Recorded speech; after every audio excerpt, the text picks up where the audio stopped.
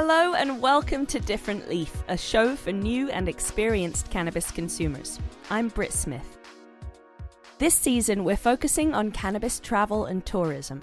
If you head on over to differentleaf.com, you can buy the summer issue of Different Leaf the magazine, which has some awesome articles on the latest cannabis travel trends, a guide to the best cannabis-infused spas, and much more. After 2 years in lockdown, a lot of people are getting back to traveling this summer. For those who are touring the USA, who enjoy getting high on holiday, there's always the question of how to either take your favorite cannabis products with you or how to enjoy the local products at your destination, ideally without breaking the law.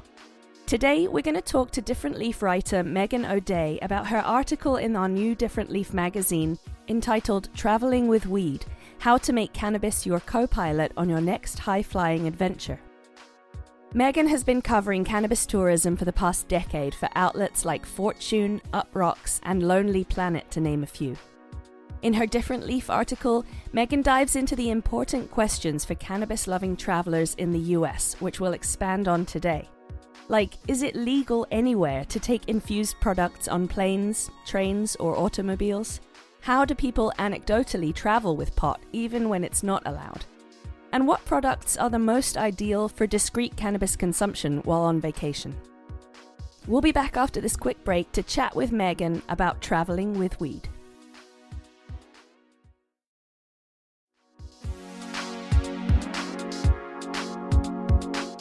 Nice to meet you.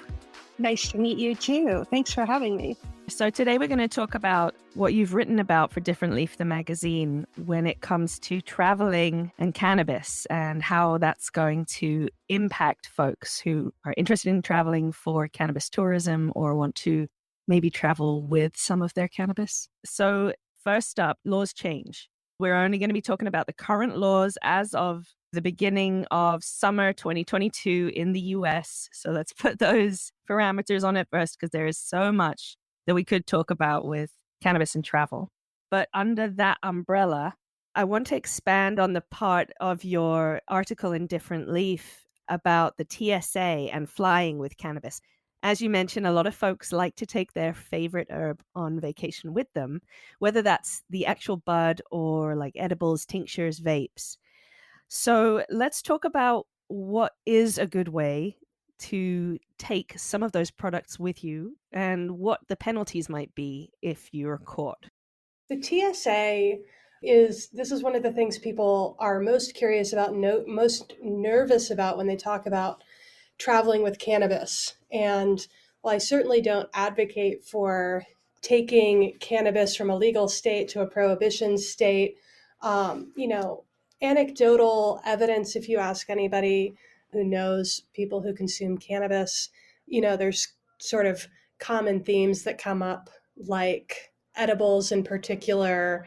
People have historically put those into other packages like Altoid tins or, other gummy candy packaging, or just, slipping a vape card into their makeup kit. Those are all pretty standard things that you'll see covered in Reddit forums and whatnot. Obviously, the safest and only legal thing to do is to wait to make any purchases until you're in a legal state, and to not bring any souvenirs home with you that wouldn't be legal in the place that you're traveling to.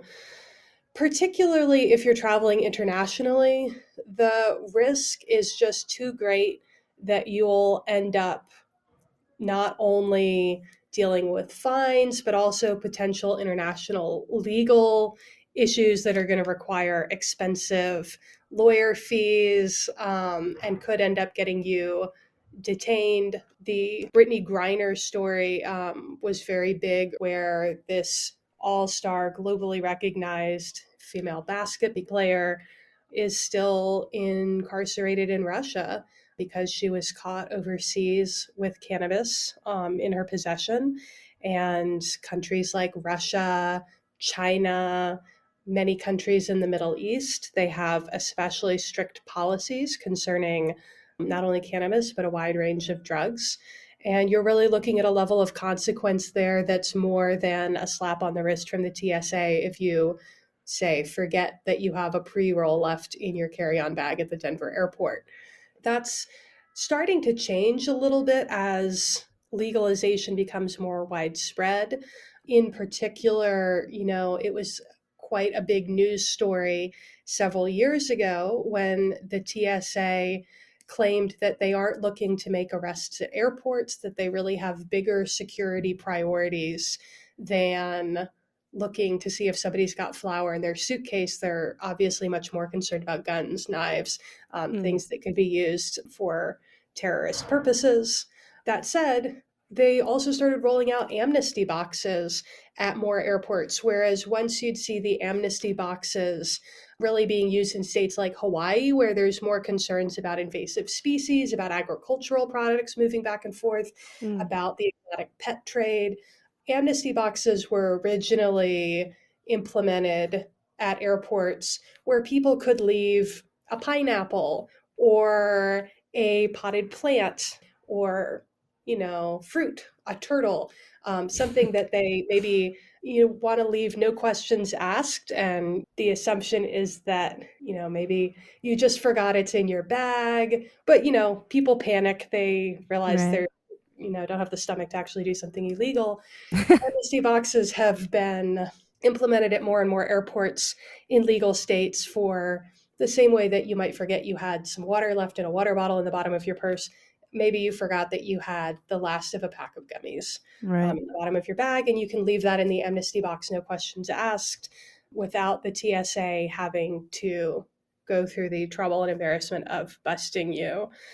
When it comes to flying between two legal states, say Massachusetts and California, where both Boston Logan TSA and LA TSA have both said that they're just sort of not looking for weed and they're not too concerned if they find it. Can you travel between two legal states with anything?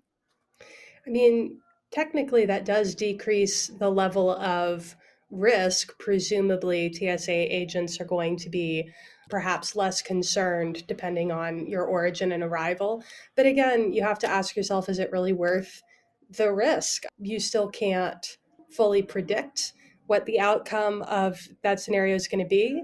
Now, the real issue here isn't the Boston Logan Airport or the California airport, LAX or what have you.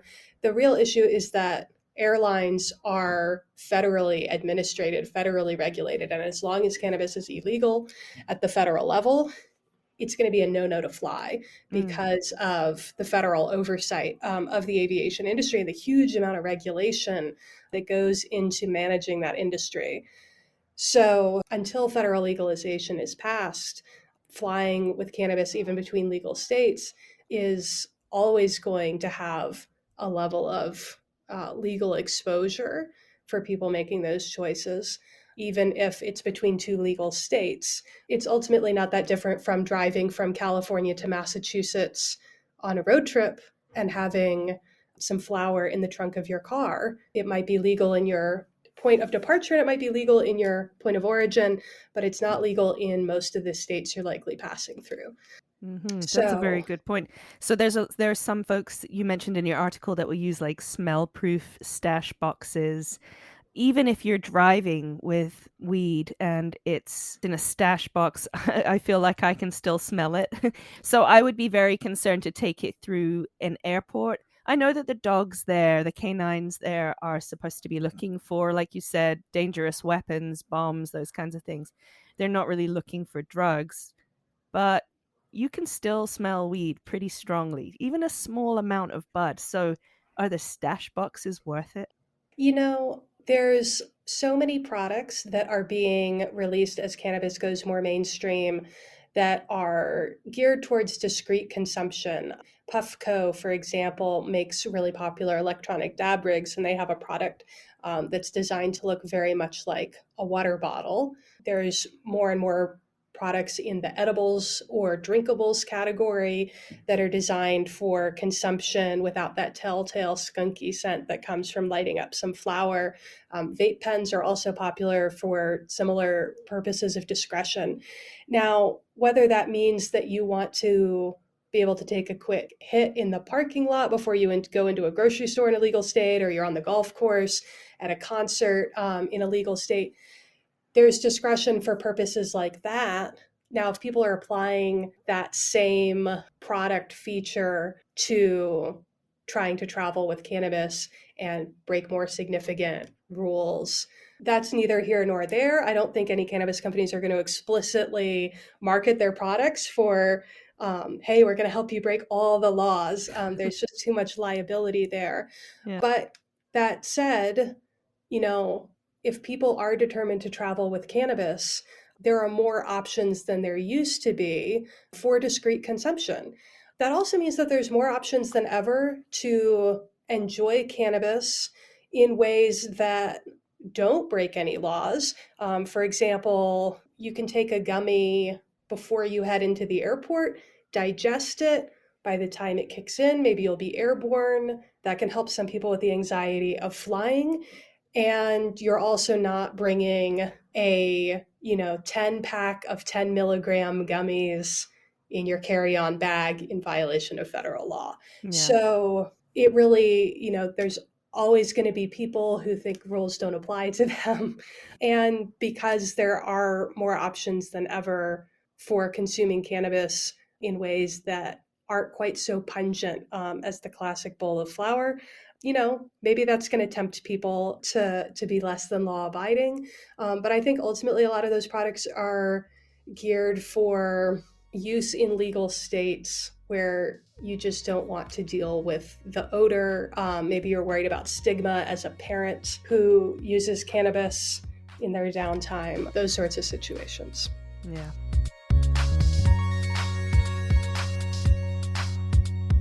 Let's talk about why cannabis and travel will be changing soon. Yeah, so what I've observed over the past few years as a travel writer and editor who's been delving into cannabis-related tourism is that people really want to travel to legal states and experience what the legal cannabis industry is like. People have always traveled with cannabis for the past 12,000 years, ever since it was first domesticated in what is now China.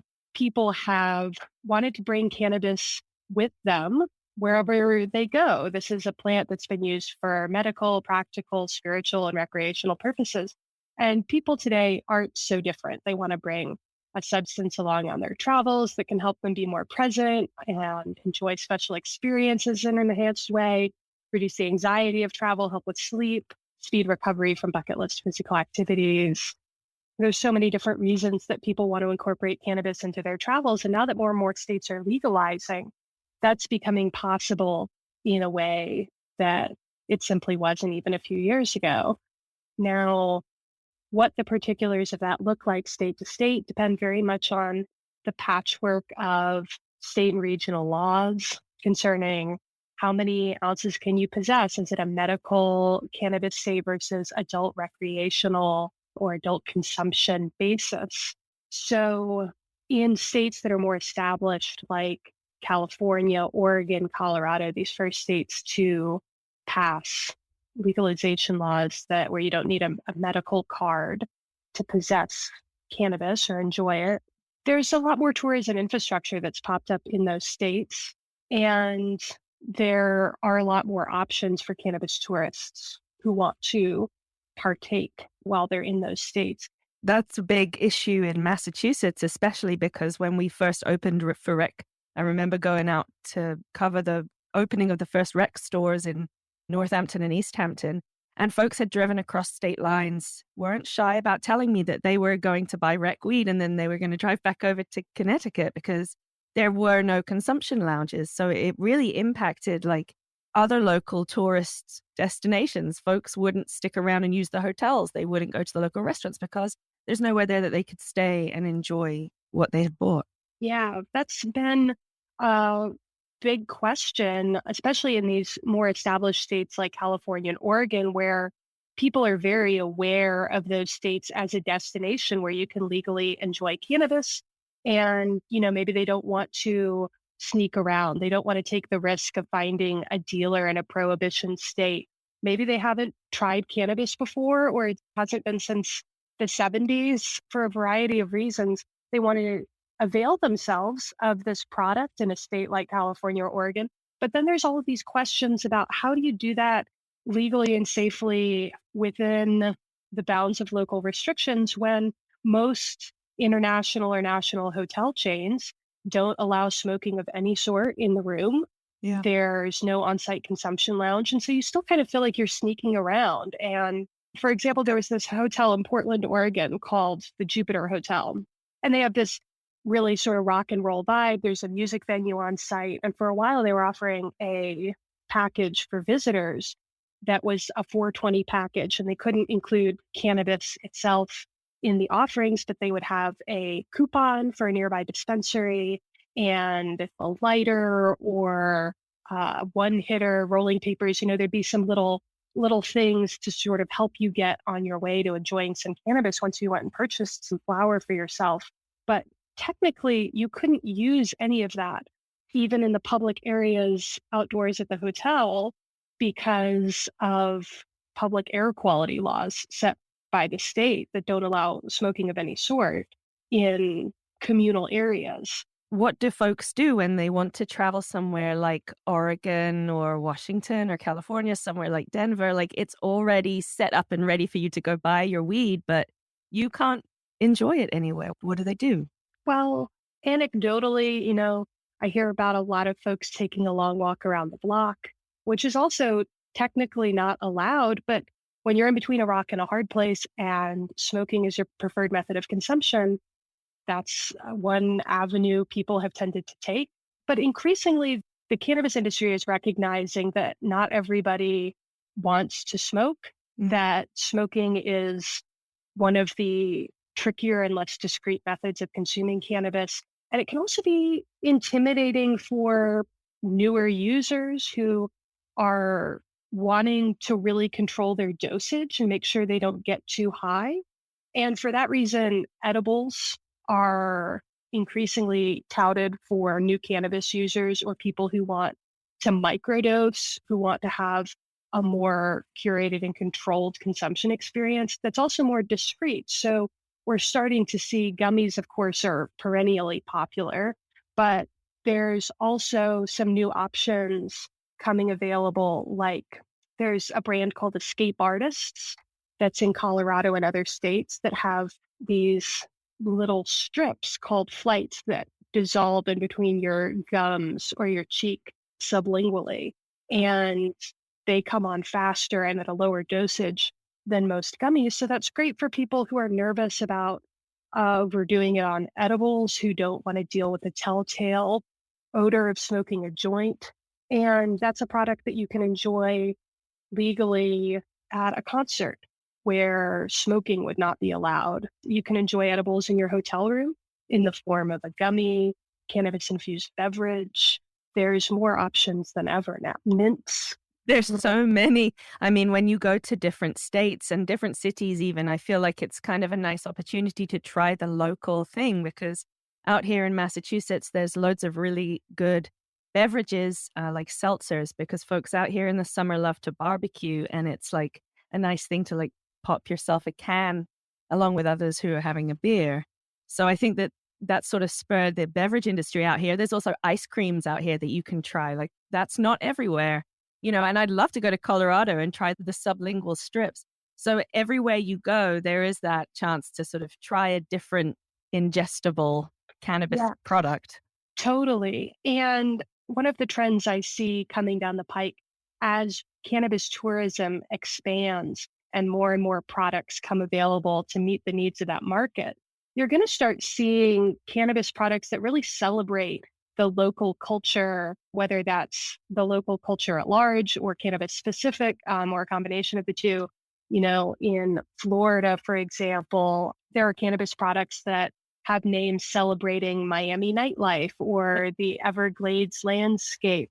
That might come in the form of disposable pens that you can enjoy while you're there, but you don't need to worry about having this product that you invested a lot of money in that's supposed to be reusable for much longer than the duration of the average vacation. You don't have to feel bad about buying something that you're just going to have to put in the amnesty box at the airport. So we reached out to the TSA, the Transport Security Administration, to ask exactly how the agency handles a marijuana discovery on a traveler or in a traveler's luggage. And this is what they said. Quote, "The TSA's response to the discovery of marijuana is the same in every state and at every airport, regardless of whether marijuana has been or is going to be legalized. This also covers medical marijuana. TSA's focus is on terrorism and security threats to the aircraft and its passengers. TSA's screening procedures, which are governed by federal law, are focused on security and are designed to detect potential threats to aviation and passengers. As has always been the case, if during the security screening process a TSA officer discovers an item that may violate the law, TSA refers the matter to airport law enforcement. Airport law enforcement officials will determine whether to initiate a criminal investigation or what steps, if any, will be taken." Additionally, the TSA said, quote, "Marijuana remains an illegal substance under federal law. The passengers originating and destination airports are not taken into account. Airport law enforcement will be notified if marijuana is discovered by a TSA officer during the security screening process of carry-on and checked baggage. Whether or not the passenger is allowed to travel with marijuana is up to law enforcement's discretion." And finally, they said, TSA's screening procedures are focused on security and are designed to detect potential threats to aviation and passengers. Accordingly, TSA security do not search for marijuana or other illegal drugs, but if any illegal substance is discovered during security screening, TSA will refer the matter to a law enforcement officer. So you have been warned. Depending on the policies that you know of so far, where do you think is the best city or town, the most friendly so far to cannabis tourism? I feel like Denver has some of the most robust offerings in terms of a mixture of places to stay, like Ember Hostel, for example, is in the Capitol Hill neighborhood, and you're allowed to consume on their back patio. And Boulder Adventure Lodge is a really beautiful property that's really well situated for outdoor activities. They also allow consumption in their outdoor spaces. You know, there's consumption lounge licensing opening up in Denver, but there's also some really fun just experiences to have, like the Marijuana Mansion. It's a very cool property that, again, in Capitol Hill, Denver's historic district, there's this beautiful old home that was used as the office where cannabis advocates were working to get legalization passed. And once legalization was passed, they no longer needed those offices. Their job was done, but they wanted to honor that history of the work that had been done to end prohibition in Colorado. And the house was turned into a experiential art space. There's a lot of events that take place there with drag queens or local authors. It's a really cool community gathering space for people who are interested in cannabis to some extent. And there's also the International Church of Cannabis in the Baker District. It's an old church that has this psychedelic ceiling painted on it. And they're riding that line of religious freedom and cannabis consumption. But I mean, even if you don't partake while you're there, it's a really cool space to see. And what are you seeing internationally? So I think there's like a little bit of a stereotype with cannabis and travel where you think about young backpackers who are maybe taking a gap year or semester abroad during college, and they're going to places like Amsterdam or Jamaica or Thailand, where it's still somewhat of a clandestine experience. Even the Amsterdam coffee houses these days are cracking down a bit. Amsterdam is trying to discourage cannabis tourism. They're saying it's a little rowdy and they'd like a more mature, sophisticated element visiting the Netherlands. I bet you that's because of British citizens, I've got to say. Yeah, there's some concern about the level of party culture that cannabis tourism might bring with it.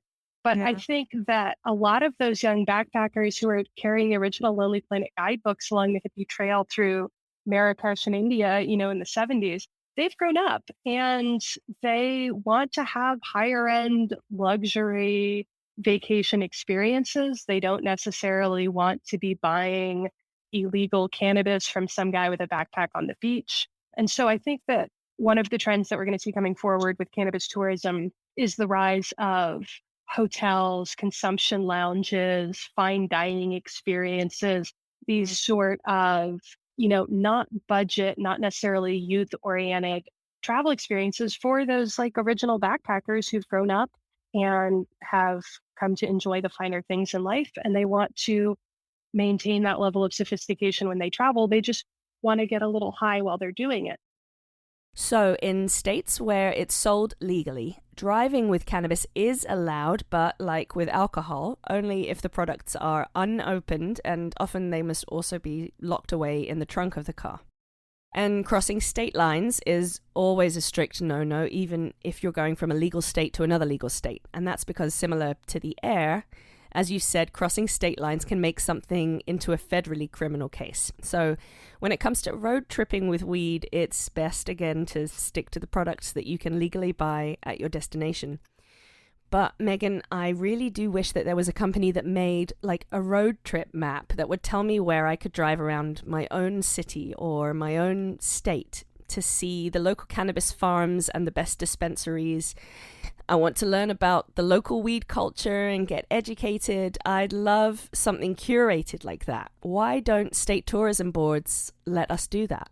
For sure. I think that one reason state tourism boards have been a little hesitant to emphasize road trip experiences around cannabis or having a cannabis trail the way you'd have a bourbon trail through Kentucky, or guidance on how to put together a weekend in wine country like the Finger Lakes or Napa Sonoma. Part of that is, as with so much in the cannabis industry, it comes down to who's funding the organizations putting things out there. And because of federal prohibition, for the same reason that national and international hotel chains aren't going to touch consumption on site the same way that individual Airbnbs or private campsites like the ones you find on HipCamp would, tourism boards can be a little leery because they get funding from a variety of sources. And there's also still a lot of stigma around cannabis, and tourism boards can be a little more on the conservative side. I've had some press trips I've been on as a journalist, depending on the location, even be a little stingy about having wine with dinner at the end of the evening. So cannabis, I'm sure, is a sticky wicket for those powers that be. But there is so much potential in states like Oregon. I've written for Willamette Week before about how to visit the 7 wonders of Oregon and visit different dispensaries along the way and try different products that really suit the location you're in. Like one of the 7 wonders of Oregon is the People's Coast. The coastline of Oregon is preserved entirely for public use and access. And in some of the dispensaries in little seaside towns like Yachats, you can get saltwater coffee that's infused with cannabis and really have that seaside experience. I like that. That's exactly what I want to know about. What is good in that local area? Because when you travel somewhere, you rely a lot on folks to tell you locally what they have found is good. And there's not always a great place to source, I guess, weed maps maybe, or somewhere that gives reviews. But yeah, like a little local guidebook on cannabis for these towns, like where you know that you're traveling there for the cannabis culture, like Portland, that would be really cool.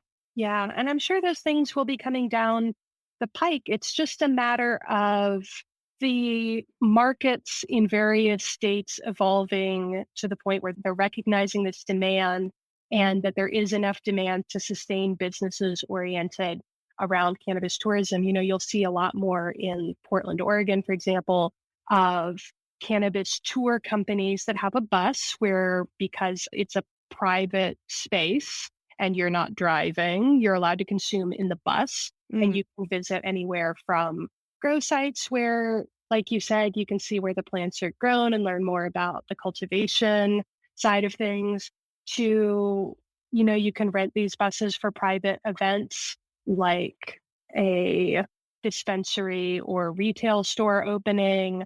There's one outside a coffee shop on the east side of Portland when that was still living there in 2018. So, there's in more established markets, there's these kind of opportunities opening up. But even in states like Colorado, where things have been legal for a little bit longer, there's been a bit of a lag in some of that infrastructure developing. And some folks in the cannabis industry are saying this is one opportunity for us to grow, and we need more opportunities for this industry to grow and expand. Why aren't we making the regulations now that would allow these kinds of businesses to develop? For example, on-site consumption lounges. Colorado's only just getting there. The Tetra Lounge only recently opened. 420 Hotels only just got its provisional license. And there's some folks in the industry who are saying, with such high levels of taxation on pretty much every level of cannabis production and sales, a lot of municipalities have become dependent on that tax revenue for things like building schools, for public health initiatives, for, funding kindergartens, this kind of thing. The revenue from cannabis is really doing a lot for public services. But if the industry can't expand in new directions, that revenue could be approaching a cliff in some places, and that could ding services people enjoy, even if they've never consumed cannabis in their lives and don't intend to. And so there is a call increasingly in the industry saying, please open up consumption lounges. Please offer new opportunities for people to purchase and consume cannabis, and let the industry expand into those new vacuums that we could create, instead of putting the brakes on the evolution of the industry in ways that could really benefit communities as a whole. I can't wait to read your article, which is going to be out in the summer issue of Different Leaf, the magazine. Thank you so much for taking the time to chat with us. Thank you. Have a great one. You too. A huge thanks to this episode's guest, journalist Meghan O'Dea. You can read her amazing article in Different Leaf, the magazine on page 48 of the summer issue, available now at differentleaf.com, and go to the subscribe and shop tab to find your nearest retailer that sells Different Leaf, the magazine in person. Next week, we're going to experience the cannabis culture in the south of France with a trip to Le Petit Amsterdam shop in the quaint medieval village of Bormes-le-Mimosa. Et non, c'est ça, voilà. So you have way more products than most shops. Yeah. So most of the time they're saying that CBD shops will have like tincture oil, cooking oil, maybe some edibles, some gummies, maybe some tea, and that's it. But here there's also vapes. Yeah, these are very popular. PAX is a very big company in America. And then there's also things for like topicals, gels, lotions, balms.